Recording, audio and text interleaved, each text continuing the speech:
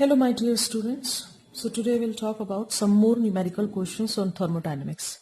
We have discussed part 1 based on the same, that means numerical questions, and on your comments and request I'm just uploading few more numerical questions for the leftover topic.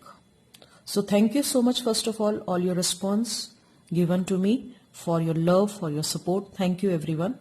Now we are going to start with the numerical questions for the leftover topic. So in the previous video we have discussed it about the heat capacity. Now today we'll talk about the thermochemistry. Thermochemistry is basically based on the enthalpy change during a chemical reaction at constant pressure. So here we'll talk about the enthalpies, various types of enthalpies. So first we'll start with the question number 1, which says that we are supposed to find the enthalpy of formation for methane. And we have given some equations like C plus O2, this is solid, this is gas, and we have CO2 in gaseous state, where this heat of reaction given to us, which is minus 393.5 in kilojoules per mole. Second equation given to us is H2 in gas plus half O2.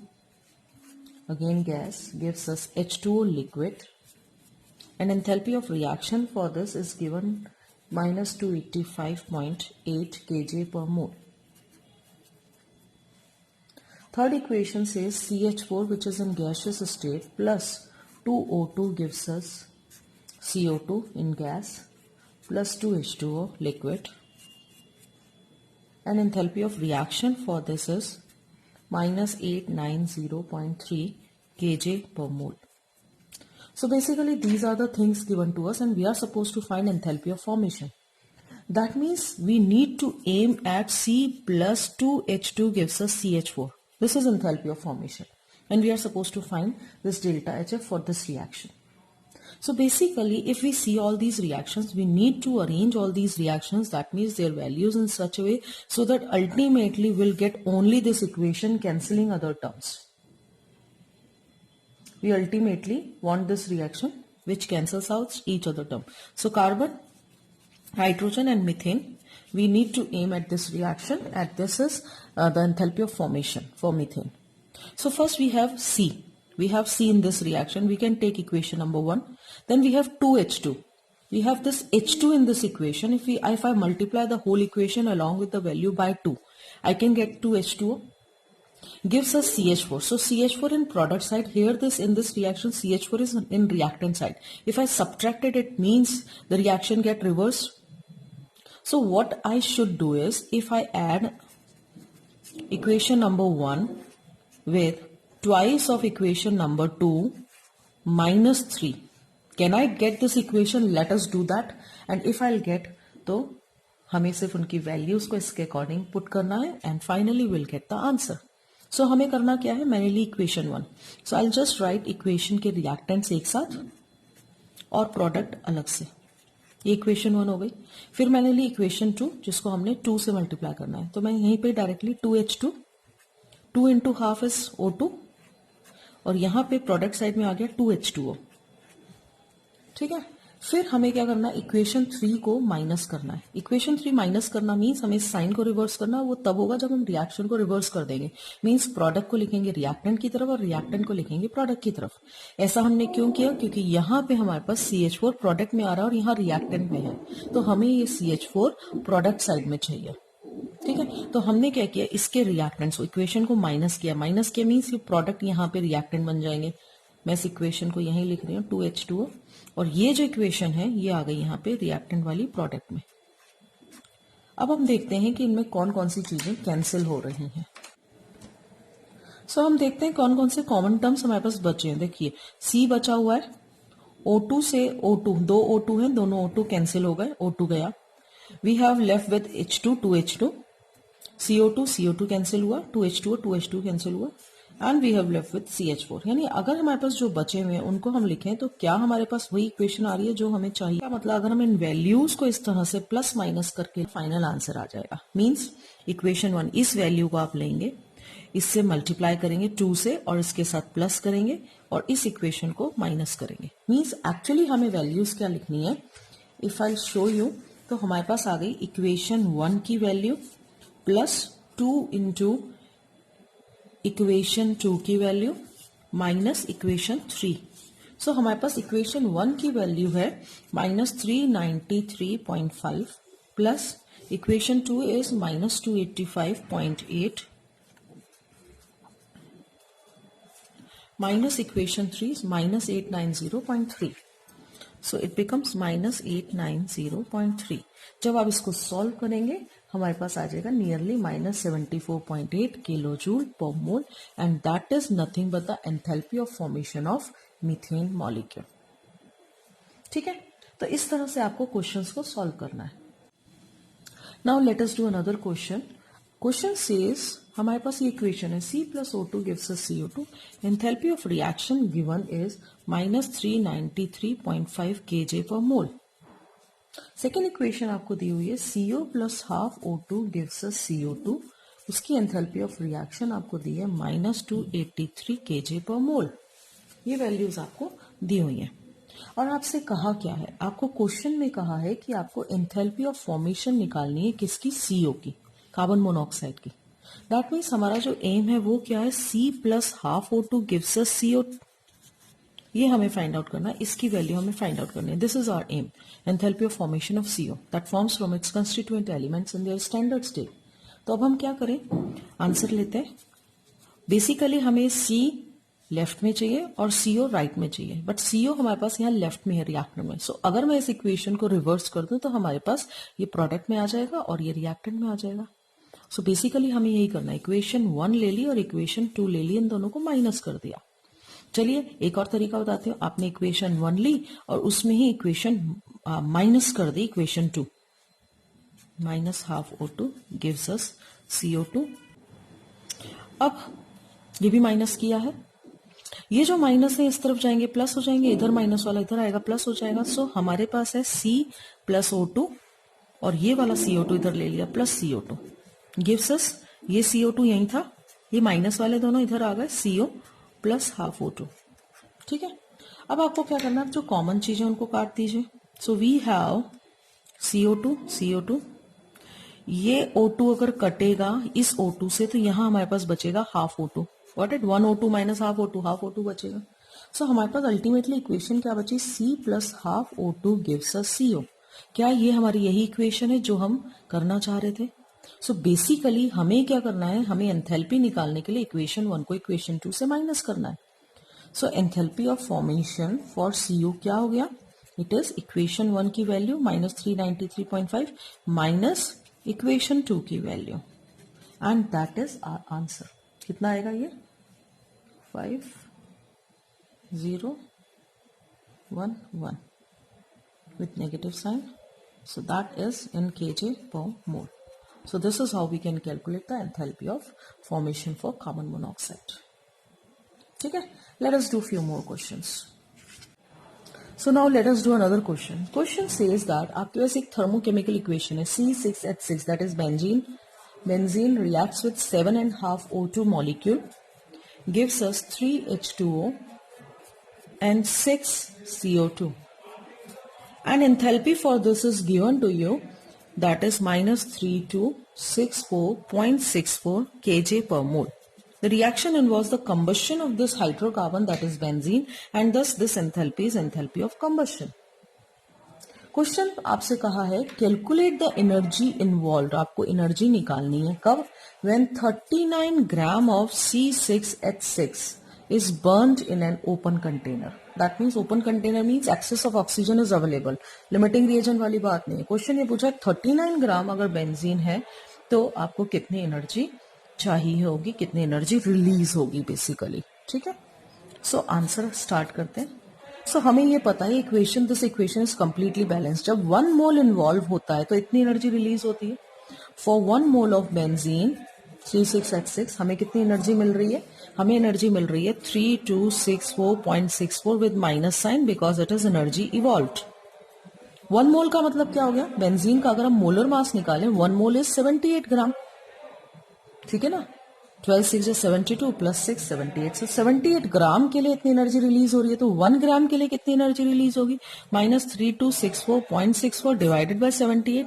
और question में क्या दिया, आपसे पूछा 39 ग्राम, सो 39 ग्राम के लिए कितनी energy evolve होगी? 3264.64 divided by 78 into 39 and that would be your answer. Simple है, मोल कंसेप्ट लगाना, कुछ भी नहीं किया यहाँ पे हमने। सो इस तरह के थर्मोकेमिकल इक्वेशन बेस्ड भी बहुत सिंपल क्वेश्चंस आ सकते हैं जो मोल कंसेप्ट पे बेस्ड हो। Now let us do another question. Now this question is based on the bond enthalpies. How to find bond enthalpy. Question दिया आपको एनर्जी निकालनी है, calculate the energy of CCl bond, इस bond की energy निकालनी है। Given क्या है आपको, इक्वेशन गिवन है CH4 plus Cl2 gives us CH3Cl plus HCl,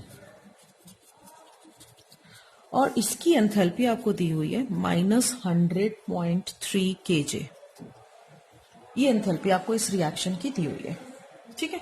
और आपको इसके साथ दिया हुआ है CH बॉन्ड की bond enthalpy is 413, Cl bond की enthalpy is 243 and HCl bond की बॉन्ड एंथैल्पी इज 431 kJ पर मोल respectively.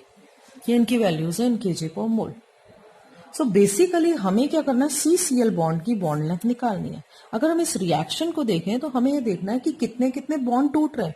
If I talk about CH4, so CH4 if I say it means CH4 is bonded with 4 hydrogen atom, 4 hydrogen है, यानी 4 CH bond तो यहां involve हो रहे हैं। Got it? If I talk about Cl2, एक Cl bond यहां टूट रहा है। देन हम CH3Cl की बात करें, CH3Cl, एक Cl और 3 H नए बॉन्ड बन रहे हैं एंड एक H और Cl के बीच में बॉन्ड बन रहा है। इस स्ट्रक्चर से, इस रिएक्शन से यही मतलब है। अब हमें एंथैल्पी निकालनी है, तो एंथैल्पी का फॉर्मूला क्या होता है? एंथैल्पी का फॉर्मूला होता है summation of enthalpies of reactant minus summation of enthalpy of product. जी हाँ, रिएक्टेंट माइनस प्रोडक्ट, ध्यान रखेंगे, यहां गड़बड़ नहीं होनी चाहिए।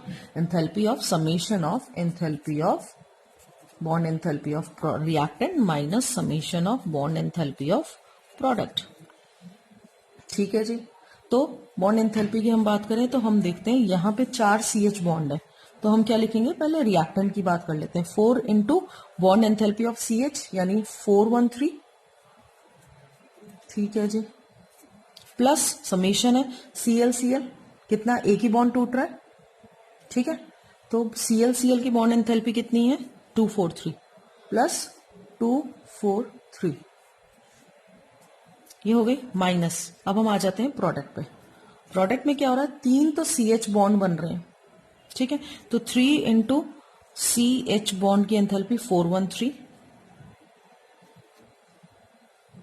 प्लस एक CCl बॉन्ड बन रहा है। CCl बॉन्ड की एंथैल्पी कितनी, ये हमें फाइंड आउट करनी है, इसे हम X लेंगे, प्लस एक HCl बन रहा है, एक HCl बॉन्ड बन रहा है। तो HCl की एंथैल्पी हमारी अगेन नहीं 431, नॉट 413, 431 इंटू 1।